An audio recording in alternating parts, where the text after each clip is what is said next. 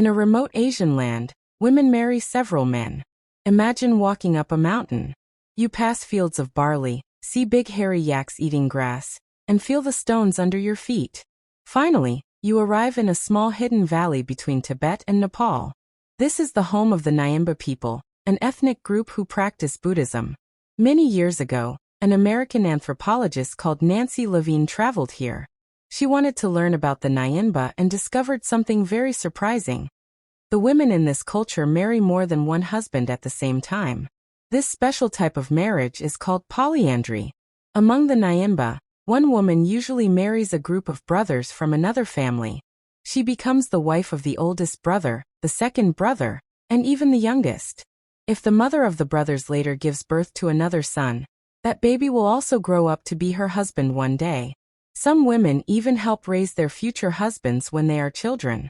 Later, when the boys are older, they become part of the marriage. The largest number of husbands for one woman that Levine saw was 7. In 1983, she visited a very big family of 18 people, which included 3 brothers with one wife, their children, grandchildren, and even an unmarried teenage girl living in the same house. Most nyinba women marry at about 19 years old. Many prefer to have at least 3 husbands. Why? Because it gives them security. If one husband dies or gets sick, the others can still help the family. Some scientists think polyandry exists in places where life is hard. In the Himalayan mountains, food and land are limited, so polyandry helps keep the population smaller and resources easier to share. But Levine believes there is another reason. It helps families stay united. Nyinba stories and legends talk about ancestors who were brothers living together in harmony with one wife. And these stories are seen as examples of a good life. Polyandry used to exist in many places in Asia, like India, Tibet, Nepal, and Sri Lanka.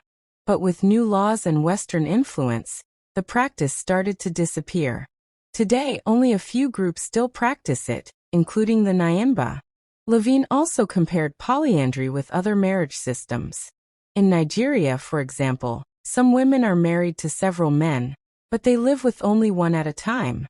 She explained that this is different from true polyandry. When Western people hear about polyandry, they usually find it strange.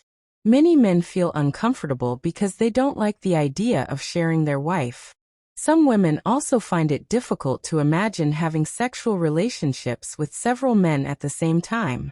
But among the nyinba, people accept this tradition naturally.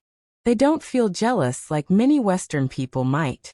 For them, it is simply an old custom that comes from their Tibetan ancestors. Even if polyandry sounds unusual, it has clear purposes. It gives women protection, keeps families strong, and helps people survive in difficult environments.